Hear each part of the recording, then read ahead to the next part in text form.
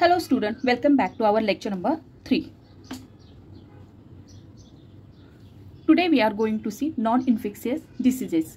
Diseases which do not occur through infection and body contacts are called as a non-infectious diseases. Such diseases arise in human body itself due to certain reasons. Means असे diseases की जे इन्फेक्शनमुळे किंवा body contact मध्ये आले नाही किंवा person to person contact मध्ये आलं नाही त्यामुळे होतात.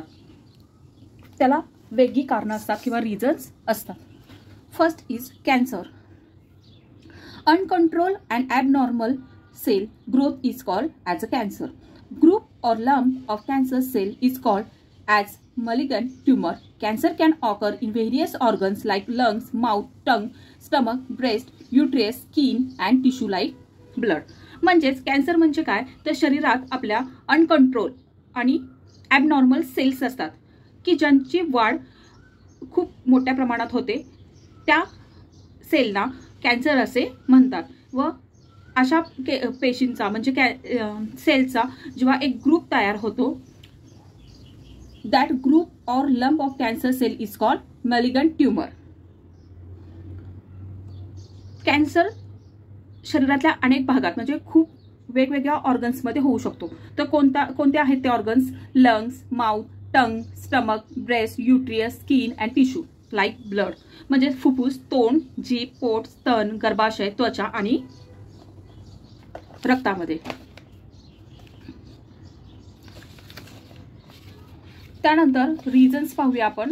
कंझम्पशन ऑफ कशामुळे होतो कॅन्सर तर consumption of tobacco, gutkha, smoking, alcoholism, lack of fibre content, fruits and leafy vegetable in food, excessive consumption of junk food, pizza, burger, etc. are some of the many possible reasons and heredity may also be reason. म्हणजेच कोणते कोणते causes आहेत ते की tobacco म्हणजे तंबाखू खाणे, गुटखा खाणे, स्मोकिंग करणे, अल्कोहोल घेणे किंवा ज्या जेवणामध्ये फूडमध्ये लो फायबर आहेत असे फूड कन्झ्युम करणे. म्हणजेच हिरव्या पालेभाज्या, फळं यांचे प्रमाण खाण्यामध्ये कमी असणे. त्याचबरोबर बाहेरचे अन्नपदार्थ जास्त प्रमाणात खाल्ले जाणे म्हणजे पिझ्झा, बर्गर असे बरेच बाहेरचे पदार्थ जे आजकालच्या लाईफस्टाईल झालेला आहे की बाहेरचं जास्त कन्झ्युम केलं जातं तर ते मोठ्या प्रमाणात किंवा जास्त प्रमाणात होणे. तसेच हेरिडिटी म्हणजे तुमच्या आजोबा आजी किंवा त्यांच्या आजोबा आजी यांच्यापासून ते येणे, तुमच्यामध्ये येणे किंवा हेरिडिटरी हे सुद्धा एक रिझन असू शकतं. आता मग सिम्पटम कोणते कोणते आहेत तर क्रोनिक खोकला म्हणजेच खूप काळ टिकणारा खोकला, दीर्घकाळ येणारा खोकला किंवा आवाज बसणे, hoarse voice, difficulty in swelling, incurable scar and inflammation, बरे न होणाऱ्या जखमा, लम्स इन ब्रेस्ट, स्तनामध्ये गाठी येणे, अनएक्सप्लेन्ड वेट लॉस, अचानक वजन कमी होणे. ठीक आहे. Do you remember any person drinking the sugar free tea और avoiding consumption of sweet? What may the possible reason for this? आता तुमच्या आसपास किंवा तुमच्या ओळखीमध्ये कोणी पर्सन आहे का की जे चहा शुगर फ्री म्हणजे साखर नसलेला चहा घेतात किंवा गोड कमी खातात? तर हे असे का? तर याचे एक कारण असू शकतं की that person is infected by diabetes diseases. मग हा डायबेटीस म्हणजे काय? The hormone insulin produce pancreas controls the level of sugar glucose in blood. If insulin is secreted in low quantity, glucose level cannot be controlled. This disorder is called diabetes. म्हणजेच diabetes म्हणजे तुमच्या शरीरामध्ये बॉडीमध्ये साखरेचं प्रमाण योग्यरित्या control न राहणं, पॅनक्रियामधून इन्सुलिन नावाचं हार्मोन्स कमी प्रमाणात तयार होणं आणि त्यामुळे साखर कंट्रोल मध्ये राहू शकत नाही. हे एक कारण असू शकतं. सिम्पटम काय आहेत मग त्याच्यामध्ये? त्याचे सिम्पटम कोणते कोणते आहेत? Which can not be ignore. Frequent urination at night, increase obesity or weight loss, सतत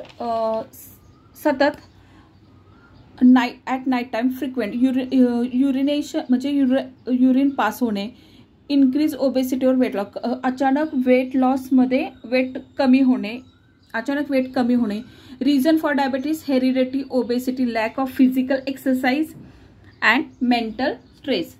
तर अनुवंशिक हे असू शकतं किंवा लठ्ठपणा म्हणजे जाडपणामुळे, म्हणजे तुम्ही तब्येत तुमची अचानक वाढते किंवा तुम्ही व्यवस्थित एक्सरसाइज करत नाही किंवा मोठ्या प्रमाणात तुम्हाला मेंटल स्ट्रेस असू शकतो. म्हणजे मेंटल स्ट्रेसमुळे हे तुमचे डायबिटीज होण्याची रिझन ही असू शकतात. Preventive measures following the proper diet, medicine and exercise under the supervision of doctor helps to keep diabetes under control. Then how to prevent your diabetes? How can you control it? By follow proper diet, do regular exercise, take medicine as per doctor advice. म्हणजे तुम्ही regular exercise करून, proper diet करून आणि डॉक्टरांच्या सल्ल्याने तुम्ही हे diabetes कंट्रोलमध्ये ठेवू शकता. So student, we learn that non-infectious diseases like cancer, diabetes can be very serious diseases but can be prevented and controlled through healthy habits. Now next is heart diseases, and one should not ignore these symptoms. Reason of heart attack. Here efficiency of the heart decreases due to decreased blood supply and thereby oxygen and nutrient supply to the heart muscles. Due to this, heart has to perform more work that leads to stress on it. This may cause heart attack. If someone has heart attack, immediate consultation of a doctor and treatment is necessary. म्हणजेच हृदयाला जेव्हा रक्त आणि प्राणवायू कमी मिळतो, म्हणजेच काय, जेव्हा हार्टला तुमच्या ब्लड सप्लाय आणि ऑक्सिजन किंवा न्यूट्रिएंट्स कमी मिळतात आणि त्यामुळे due to this heart has perform more work, म्हणजे तेव्हा तुमच्या हार्टला जास्त मोठ्या प्रमाणात काम करावे लागते आणि त्याचा जो ताण किंवा स्ट्रेस असतो तो कारणीभूत म्हणजे रिझन ठरतो हार्ट अटॅक येण्यासाठी. इफ समवन, जर एखाद्या पर्सनला हार्ट अटॅक आला तर लगेच ताबडतोब डॉक्टरशी कॉन्टॅक्ट करावा लागतो.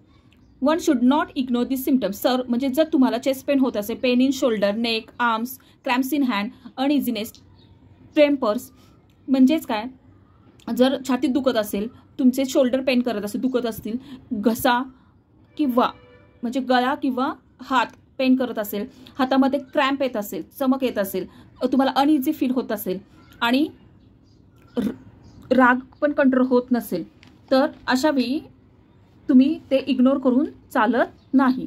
हे तुमचे थोडे सिरियस सिम्पटम असू शकतात. Reasons of heart attack: smoking, alcoholism, diabetes, hypertension, obesity, lack of physical exercise, heredity, mental stress, अँगर अँड अँक्झायटी. आता हे कशामुळे होते?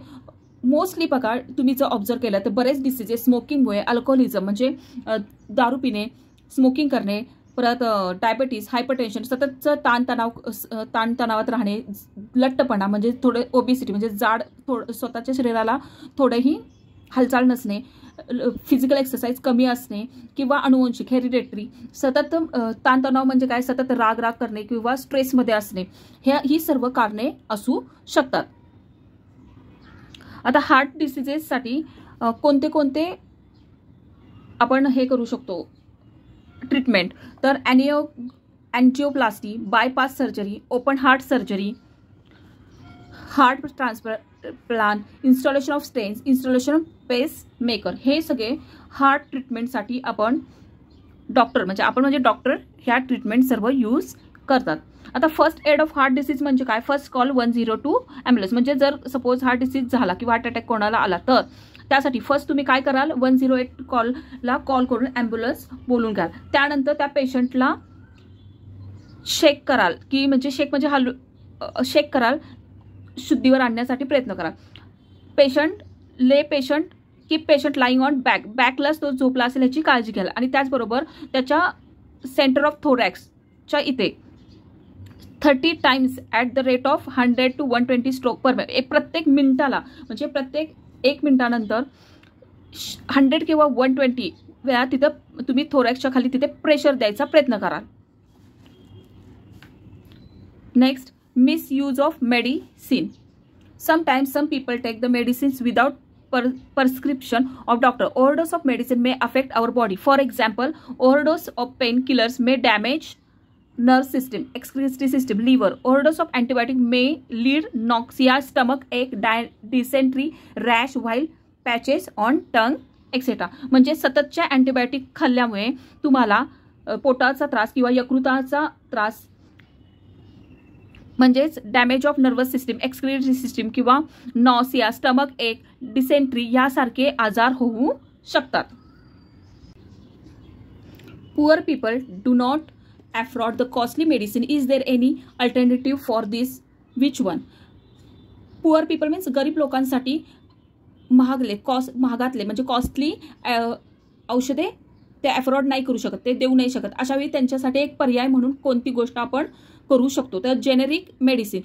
These medicines are also known as general medicine. These are manufactured and distributed without any patent. These medicine are at par in quality with branded medicine production. Cost of this medicine is very low due to fewer expenses on research as their formula is readily available. म्हणजेच ही औषधे अगदी सामान्य औषधे असतात, म्हणजे simple औषधे असतात की ज्यावर पेटंट नसतो आणि ब्रँडेड औषधं इतकीच प्रभावी असतात, पण त्यांची किंमत अतिशय कमी असते कारण संशोधकांनी त्याच्यावर कमी खर्च केलेला असतो.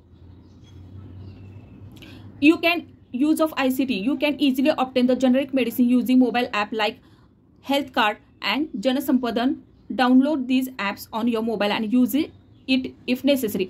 तुम्ही हेल्थ कार्ड आणि जनसंपदान हे दोन ॲप घेऊन त्याचा योग्य पद्धतीने वापर करून तुम्ही ते यूज करू म्हणजे तुम्ही योग्य पद्धतीने यूज करून तुम्ही ती मेडिसिन वापरू शकता. Next, lifestyle and diseases. Lifestyle include the daily routine and type of food. Nowadays, habits like staying in bed till late morning, going to bed late night, frequent changes in meal timings, lack of physical exercise, consumption of junk food, etc. have been increased. Due to this, such people are getting sick frequently. म्हणजेच आत्ताचे lifestyle असे झाले आहे की persons काय करतात, सर्वजण उशिरा झोपतात आणि उशिरा उठतात. म्हणजे खूप लॉंग टाइम बेडमध्ये पडून राहायचं आणि झोपायला जाताना उशिरा झोपायचं. त्यामुळे काय होतं की जेवणाचे म्हणजे खाण्याचे टायमिंग व्यवस्थित राहत नाही, त्यामुळे फिजिकल एक्सरसाइज होत नाही, जास्त मोठ्या प्रमाणात जंक फूड घेतले जातात. त्याचं प्रमाण वाढल्यामुळे ह्या सर्व गोष्टींमुळे तुम्हाला एक वेगळ्या प्रकारचा सिकनेस येतो. And if frequency of becoming sick to be lower, people should follow right lifestyle. It must include sufficient sleep, right food, yogasan, pranayam, and physical exercise. Physical exercise should also per one's own capacity. Pranayam, yogasan should be performed under the expert supervision. See the videos of pranayam, yogasana. म्हणजेच हे lifestyle तुम्हाला change करण्यासाठी किंवा तुम्ही या diseases पासून स्वतःला prevent करण्यासाठी काय करू शकता, तर तुमचं एक रेग्युलर तुम्हाला एक डिसिप्लिन तुम्ही तुमच्या शरीराला लावून द्यायचं आहे. म्हणजे लवकर सकाळी उठणे, लवकर झोपणे, त्याच्याबरोबर रेग्युलर एक्सरसाइज करणे, त्याचबरोबर योगासन, प्राणायाम ह्या गोष्टी व्यवस्थित करणे. जर ते येत नसेल तर व्हिडिओज पाहून त्या करण्याचा प्रयत्न करणे. आणि अजून एक वॅक्सिनेशन म्हणजे काय, to prevent infection diseases, collect vaccination schedule chart from nearby clinic. त्याचबरोबर वॅक्सिनेशन जे योग्य वॅक्सिनेशन घेऊन रेग्युलर वॅक्सिनेशन घ्यायचं आणि जवळच्या क्लिनिकला भेट द्यायची.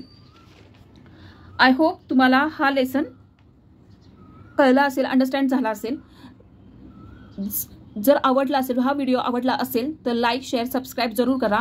अजून एक आपल्या अवेअरनेससाठी हेल्थ अवेअरनेस डेज म्हणून आपण सेलिब्रेट करतो, तर ते कोणते कोणते आहेत, तर 7 एप्रिल वर्ल्ड हेल्थ डे म्हणून सेलिब्रेट करतो, 29 सप्टेंबर वर्ल्ड हार्ट डे म्हणून सेलिब्रेट करतो, 14 June world blood donation day म्हणून सेलिब्रेट करतात, 14 नोव्हेंबर वर्ल्ड डायबिटीज डे म्हणून सेलिब्रेट केले जातात.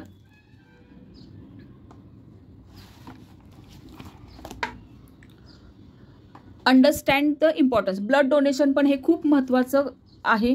1 unit blood donated by a person can fulfill the need of 3 person at a time. For example, RBC, WBC and platelets. One can save the life of 12 person by donating the blood 4 times. म्हणजे तुम्ही वर्षातून 4 वेळा blood donate केलं तर तुम्ही 12 पर्सनचे life वाचू किंवा save करू शकता. त्यामुळे ब्लड डोनेशन शक्य असेल तेवढे सर्वांनी केले पाहिजे.